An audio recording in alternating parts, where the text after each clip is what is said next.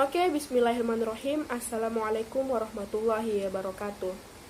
Baiklah, di sini kami adalah kelompok 3 yang ingin mempresentasikan akuntansi perpajakan di bab 2 tentang persediaan. Baiklah, di sini kami beranggotakan 3 orang. Yang pertama saya Melin, teman saya Vela Siranda, dan yang terakhir Al-Zafar Putra Wihadi. Baiklah, untuk slide pertama saya persilahkan teman saya yang bernama Al-Zafar Putra Wihadi untuk menjelaskan. Silakan Al-Zafar. Assalamualaikum warahmatullahi wabarakatuh. Nama saya Al-Zafar Putra Wihadi. Saya ingin mempresentasikan persediaan. Definisi persediaan yang pertama, tersedia untuk dijual dalam kegiatan usaha biasa. Persediaan barang jadi atau barang dagangan. Yang kedua, dalam proses produksi untuk penjualan tersebut. Persediaan barang dalam proses, atau yang ketiga, dalam bentuk bahan atau perlengkapan untuk digunakan dalam proses produksi atau pemberian jasa. Persediaan bahan baku, bahan penolong.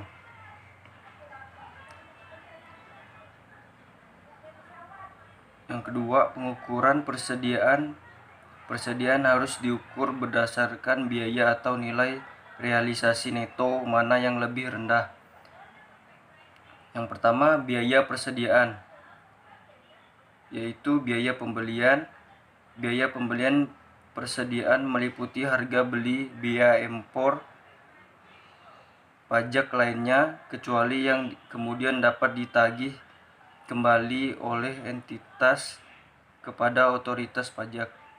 Biaya pengangkutan, biaya penanganan, dan biaya lainnya yang secara langsung dapat diatribusikan pada perolehan barang jadi, bahan dan jasa, diskon dagang, rabat, dan hal lain yang serupa dikurangkan dalam menentukan biaya pembelian.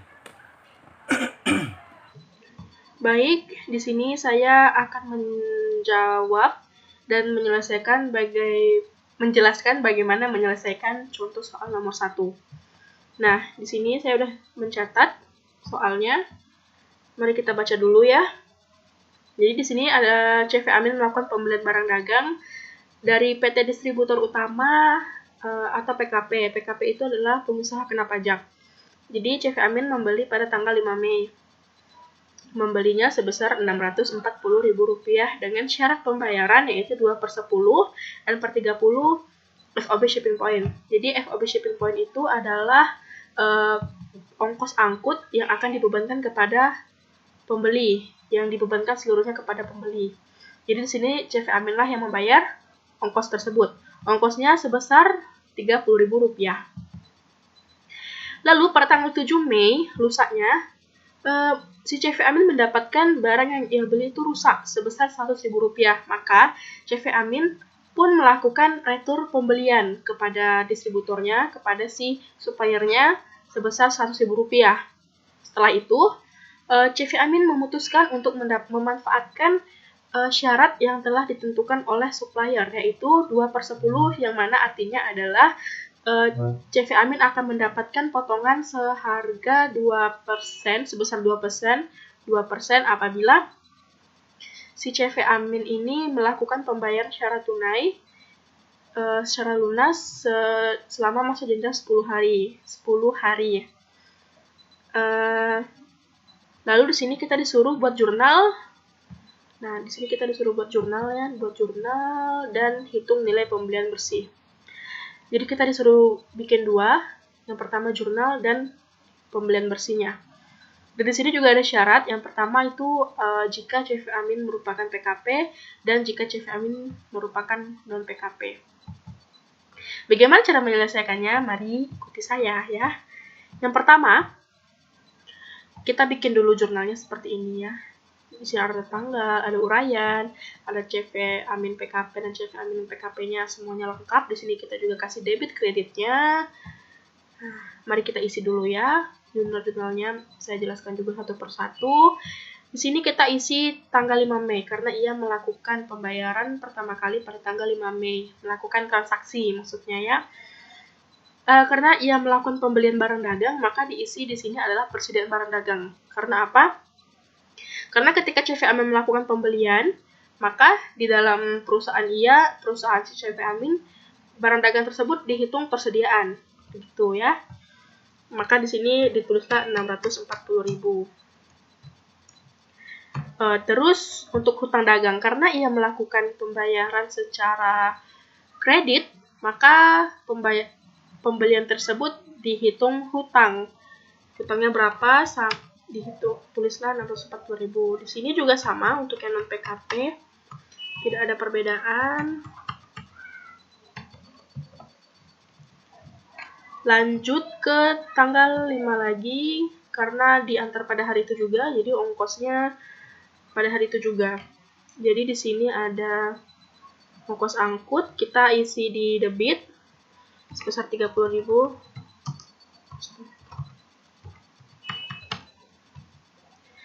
Dan karena ia melakukan pengeluaran kas, di sini kasnya jadi di kredit ya.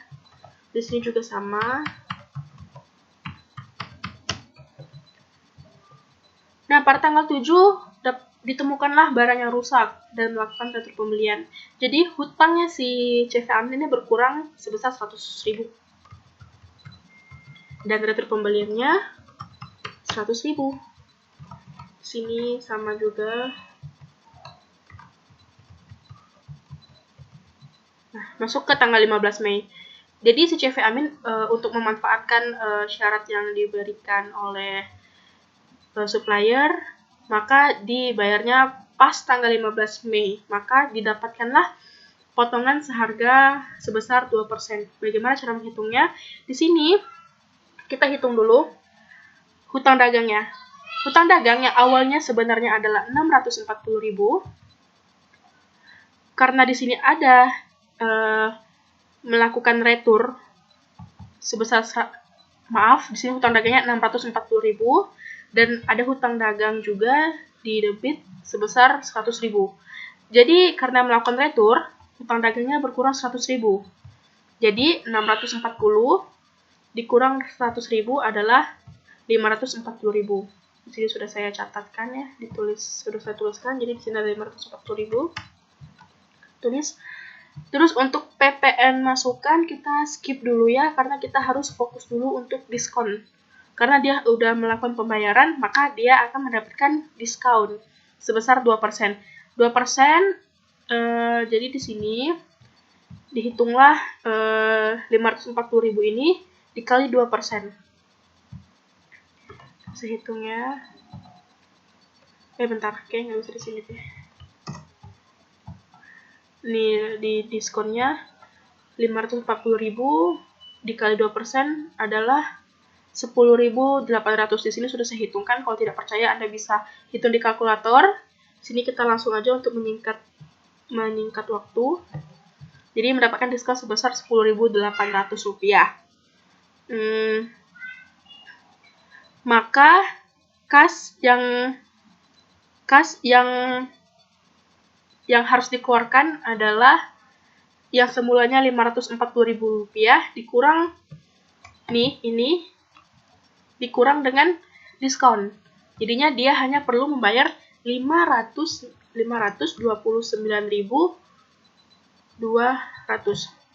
Tetapi karena ia merupakan PKP, maka ia harus membayar pajak atau PPN masukan. Disebut PPN masukan ya. PPN itu sebesar 10%. Di sini sudah saya catatkan. PPN-nya ada sebesar 10%. Nah, kenapa saya bilang di sini jangan diisi dulu? Karena setelah menghitung ini dikurang dengan diskon, maka inilah yang menjadi patokan untuk menghitung berapa besar PPN yang harus dibayar. Jadi, kita langsung kali aja dengan 10%. Ini udah saya hitung. PPN-nya 10% dan hanya perlu membayar 52.920.000 saja. Itu PPN masukannya. Tetapi di sini tidak lagi menjadi seperti ini karena apa? Bentar ya.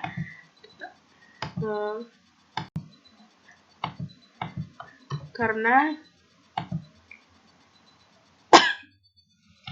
harus membayar pajak, maka pajak yang udah kita hitung harus dijumlah dengan kas yang seharusnya keluar. Jadi dia nggak bayar 529.200 lagi karena harus membayar pajak sekaligus. Jadi berapa? Jadi kas ini ditambah dengan PPN masukan. Berapa? Ini sudah saya hitungkan. Ini sudah saya hitungkan sebesar 582.000. Bentar ya, saya tulis 582.120.000. Terus saya hitungkan semuanya. Kalau kalian nggak percaya, kalian bisa hitung di kalkulator sendiri ya untuk meyakinkan. Nah, di sini persediaan kenapa saya kosongkan? Karena PPN masukan dan persediaan itu berbeda. Persediaan hanya berlaku apabila CV tersebut adalah non-PKP. Nah, ini non-PKP kan. Nah, di sini kita isi persediaan sama PPN masukan, nilainya sama.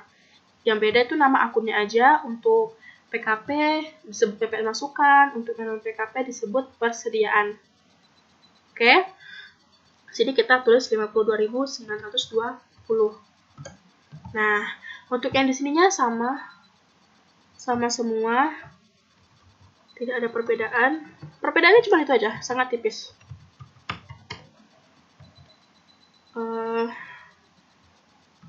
Di sini kredit ya, kredit 1.800, 582.120. Oke. Nah, ini hitung-hitung yang tadi saya lakukan. Lalu kita hitunglah yang namanya pembelian bersih ya. Di sini kita berbeda juga cara menghitungnya antara CV Amin yang merupakan PKP sama CV Amin yang merupakan non-PKP. Cara perhitungannya juga beda. Bagaimana? Mari saya jelaskan ya. Di sini untuk pembelian, kita tuliskan pembelian awal, yaitu sekitar 640.000. Karena apa? Ikutin saja. Kita tulis aja dari awal. Oh maaf, ini belum saya accounting kan. Nah, untuk PPN masukan, karena PPN kan sudah kita bayar ya, jadi uangnya udah ludes ke penerima pajak, penerima PPN tersebut. Tapi untuk di CV Amin non PKP, saya sudah bilang PPN itu masuk ke persediaan karena dia tidak melakukan pembayaran pajak. Jadi di sini saya tulis berapa tadi PPN masukannya nih sebesar segini. Ya, sini kita nggak usah tulis karena PPN-nya udah sama si penerima pajak gitu ya. Di sini kita tulis sama aja, jadi kita nggak usah isi. Untuk ongkos angkut kita masukkan 30.000.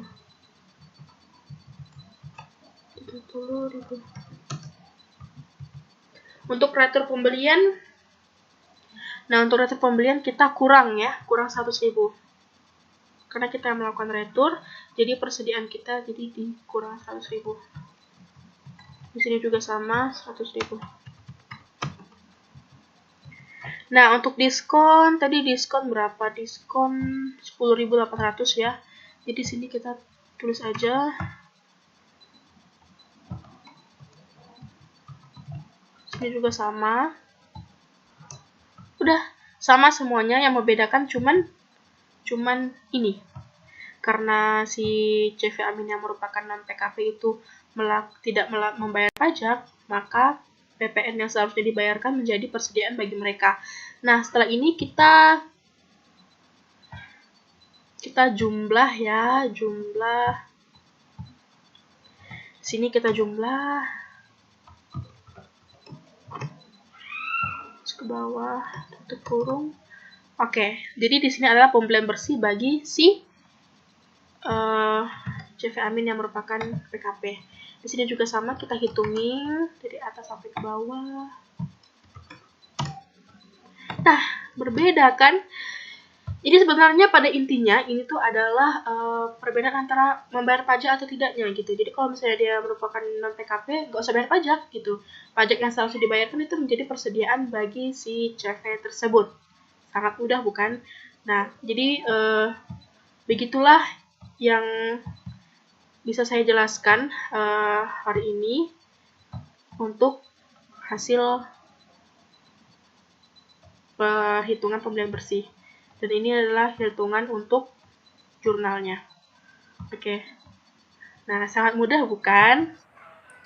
B. Biaya konversi. Biaya konversi persediaan meliputi biaya yang secara langsung terkait dengan unit yang diproduksi, misalnya biaya tenaga kerja langsung dan biaya overhead produksi yang timbul dalam mengonversi bahan menjadi barang jadi.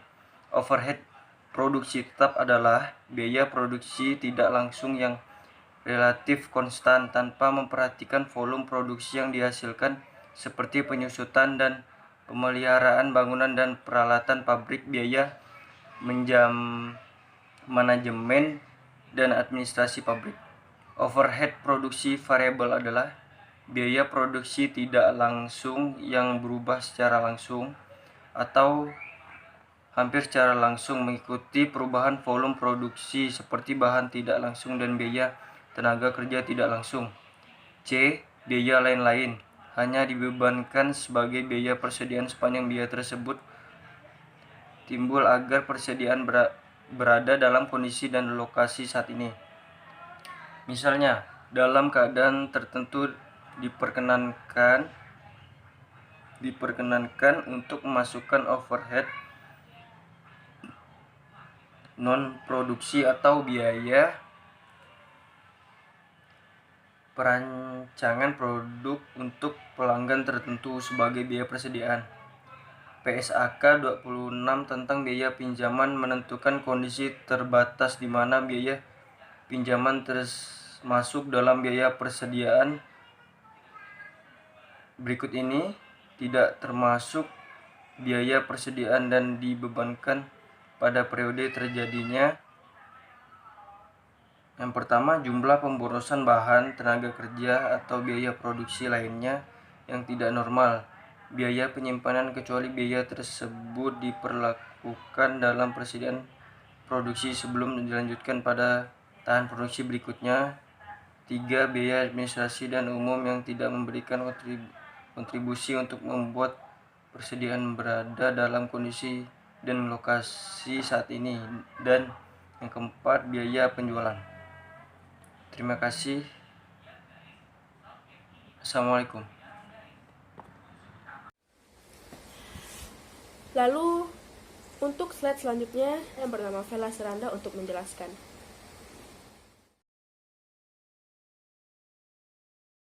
Kemudian ada biaya persediaan pemberi jasa.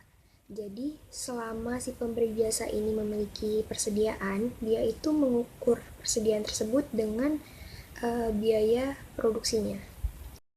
Nah, contoh di dalam biaya persediaan tersebut ada biaya tenaga kerja, biaya personalia, maupun overhead yang telah didistribusikan. Kemudian ada juga nih biaya yang tidak termasuk dalam biaya persediaan pemberi jasa. Pertama itu ada biaya tenaga kerja dan biaya lainnya yang terkait dengan personalia, penjualan, dan administrasi umum.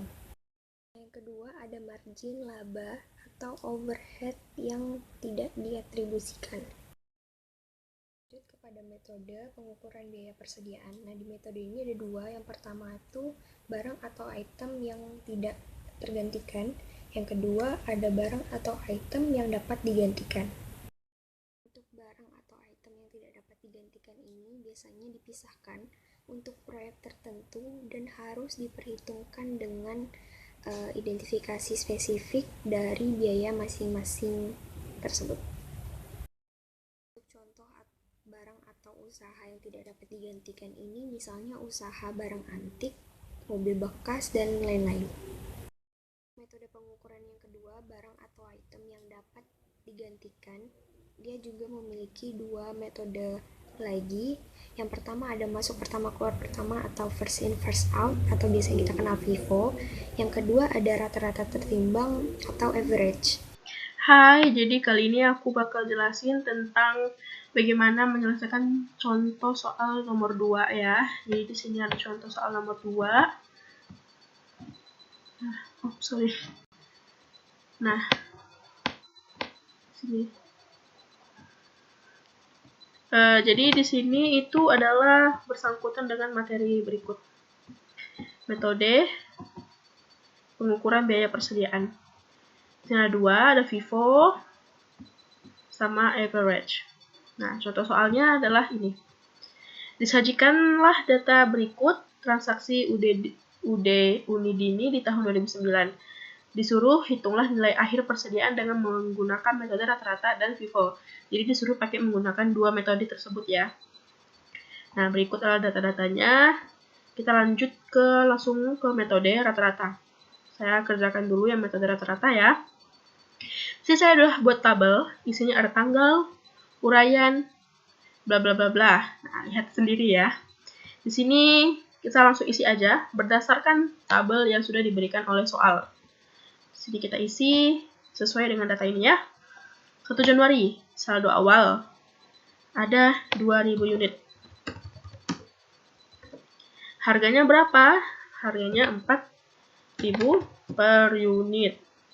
Kita totalin. Ada 8 juta. Lalu tanggal 12 Februari melakukan pembelian sebanyak 3.500 unit. Harganya 5.000 rupiah per unit. Berapakah yang dibayarnya? Sekitar sekian, 17.500. Lalu sini ada slot kosong. Yang kita lakukan sekarang adalah ini, menjumlahkan ini ya. Di sini kita jumlahin ada total, ada berapa jumlah unit yang dimiliki oleh Unidini. Ada 5.500. Kita jumlah dulu total dari harganya, uangnya ada sekitar 25.500 rupiah. Nah, di sini kita isi apa? Inilah gunanya metode rata-rata, yaitu mencari harga rata-rata untuk dijual. Nah, caranya bagaimana? Dari total yang sudah kita hitung, total yang ini, kita bagi dengan banyaknya unit yang ada di gudang, yang ada di persediaan. Nah, kita dapat hasilnya adalah berikut. Kita kasih poin A di sini, karena ketika telah melakukan perhitungan rata-rata harga seperti ini, kita kasih poin. Ya. Kenapa? Nanti saya kasih tahu alasannya. Lanjut, tanggal 21 Maret ada penjualan. Nah, dia menjual barang yang ia punya, maka persediaan yang ada di gudang dikeluarin kan. Jadi kita gunakan minus karena dia mengurangi persediaan yang ada di gudang. Sebanyak berapa? 4.000 unit. Nah, harganya kita tidak pakai harga ini lagi. Karena apa? Karena itulah gunanya metode rata-rata. Harga yang sudah kita rata-ratakan itulah yang digunakan untuk melakukan penjualan. Jadi kita yang menentukan harga inilah yang kita pakai. Nah, 4.636. Kalau yang ini kita tinggal jumlahin aja, dikali ya dengan harga yang sudah kita hitung tadi. Ada 18.545 sekian. Nih, kita kasih garis lagi, kita hitung lagi. Kita hitung lagi, ada sisa berapa stok persediaan. Caranya, 5.500 itu ditambah dengan ini. Ditambah karena apa? Karena di sini kan sudah ada minus ya, jadi dia udah otomatis. Kita lihat, ada sekitar 1.500. Yang ini, kita masih pakai yang di atas, karena kita nggak ada melakukan perhitungan apa-apa. Pakai aja harga yang di atas. Nah, untuk yang selanjutnya, kita tetap totalin, ditambah. Nah, dapatlah 6 juta sekian.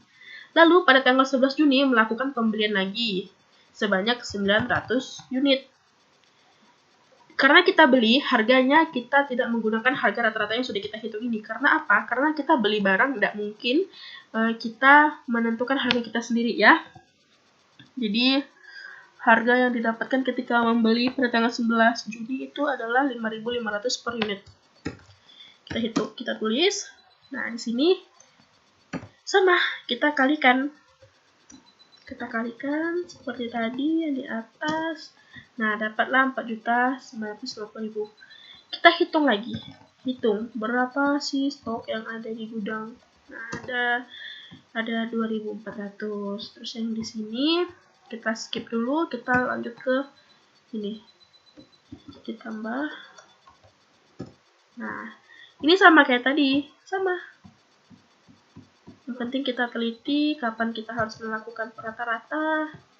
Ini terus dibagi dengan ini. Nah, ini adalah nilai rata-rata untuk poin B. Diperbaharui nilai rata-ratanya karena melakukan pembelian yang baru. Oke. Lanjut tanggal 9 Agustus melakukan pembelian lagi sebanyak 2.500 unit. Harganya berapa nih dia dapat? 4.500 per unit. Tinggal dikalikan. Ini dikali nih. Dapat 11.250.000. Di sini kita hitung lagi berapa total persediaan yang ada. Ada 4.900. Di sini kita skip dulu, kita isi yang ini. Ini ditotalin ya. Ada 23 juta sekian. Nah, kita hitung lagi rata-ratanya. Total ini dibagi dengan ini. Dapatlah nilai rata-rata selanjutnya dan kasih poin C.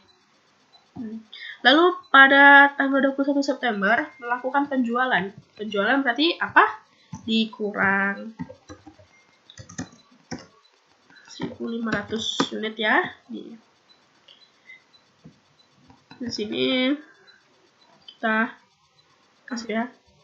Nah, hasilnya sekian dan saldo akhirnya adalah 16 juta sekian. Nah, di sini saya sudah tulis untuk mencatat poin A, B, C.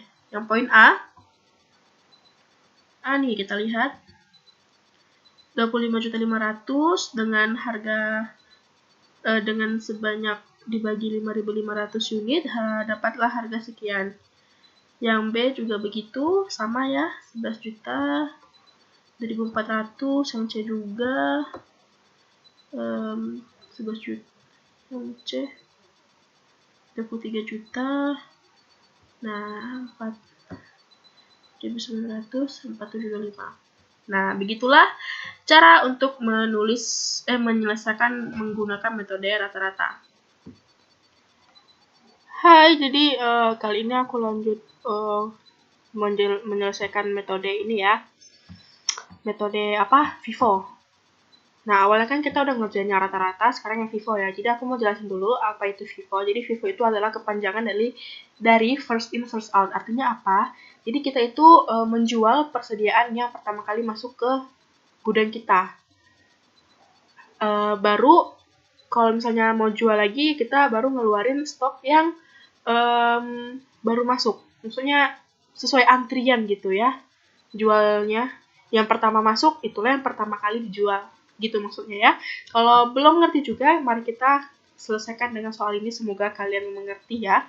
Sini saldo awal 2.000.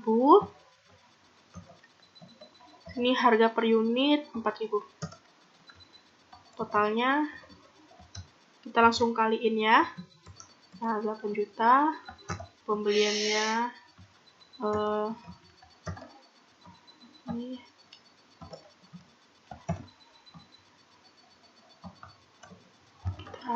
cepat aja biar mempersingkat waktu ya. Itu dikali-kali. Nah, terus kita cari jumlahnya. Jumlah total stok kita ada berapa? Oh, yang ini kosongin aja. Terus yang ini dijumlahin ya. Nah, sudah sekian. 21 Maret melakukan penjualan nih. Nah, penjualan berarti kita harus menghitungnya dengan sama dengan minus, ya kan? Sama dengan minus. Minus berapakah? Ini yang aku maksud. Karena dia mau belinya sebesar 4.000 nih kan. Nah, tapi stok di awal kita punya 2.000. Jadi kita jual dulu yang 2.000 dengan harga 4.000 rupiah per unitnya. Ya, begitu ya. Jadi caranya begini. Yaudah, kita jual dulu yang 2000-nya. Di sini kita pakai harga yang 4000. Ya begitulah untung ruginya ya. Kalau misalnya stoknya banyak, ya kita untung dapat harga yang lebih murah ataupun sebaliknya gitu ya. Nah, dia baru dapat 2000 nih si pembeli nih. Maksudnya dia ngejual baru 2000. Jadi si pembeli kurang berapa lagi? Karena 4000 jadi kurang 2000 lagi. Kita tulis aja 2000. Kalau dia mau beli 5000 berarti kurang berapa? 3000 kan? Nah, gitu aja ya. Simpel aja. Nah, terus lanjut pakai harga mana? Pakai harga ini, bro. Karena ya sisanya kan 2000-nya di sini. Dia ngambil stok di sini. Harganya pakai harga ini dong, nggak mungkin pakai harga ini. Bangkrut dong penjualnya, ya kan? Nah, ini tinggal di sini tinggal dijumlahin aja seperti biasa. Dikali. Nah, begitu juga yang di bawahnya ya. Saya langsung kali aja. Terus kita jumlahin di sini. Kita cari tahu berapa sisa stok di gudang ya. Nah, kita tadi tambah-tambah aja karena di sini kan udah ada minus ya, jadi udah otomatis aja Excel tuh menghitungnya gitu. Terus yang ini kita nggak usah isi ya untuk harga. Kalau misalnya kita lagi penjumlahan kayak gini, kita nggak usah isi untuk metode FIFO. Nggak usah isi karena kita nggak ada perlunya, nggak ada faedahnya gitu. Nah, yang ini kita jumlah aja dari atas ya, dari sini. Ingat dari situ kita tambah lagi. Ingat, tambah aja tambah. Soalnya kita udah pakai minus. Dia bakalan otomatis gitu. Maaf. Ya udah. Lanjut 21 kan habis itu tanggal 11 Juni dia melakukan pembelian. Berarti nambahin stok di rumah nih, stok di gudangnya kan berapa? 900. Maaf, saya nggak fokus. Ini 900. Dengan harga berapa? 5.500. Kita tinggal kali aja. Kali ini. Nah, gitu. Untuk pembelian. Oh, dia melakukan pembelian lagi nih. Kita langsung aja ya, karena dia sama-sama pembelian, sama-sama nyetok barang di gudangnya. Langsung aja. Gini. Sama.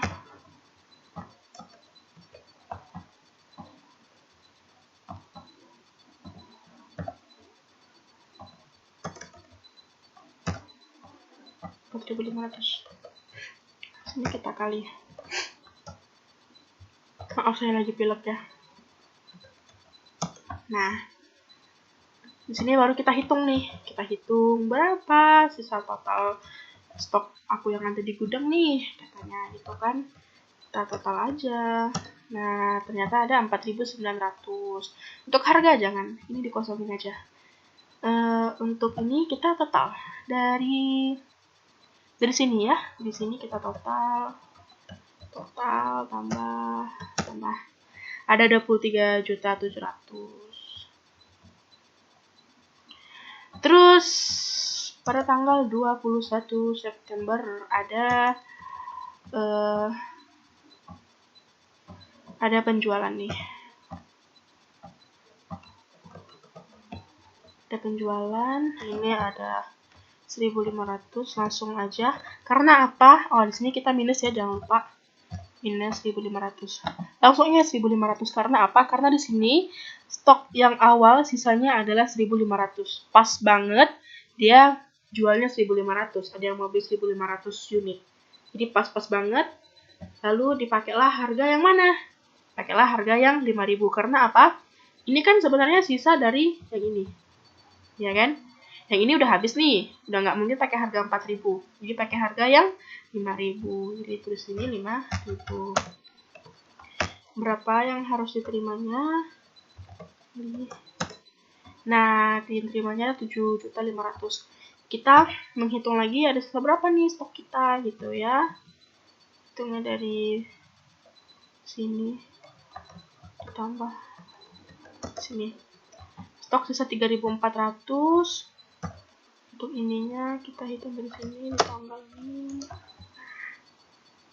Nih 3.400. Sama nggak?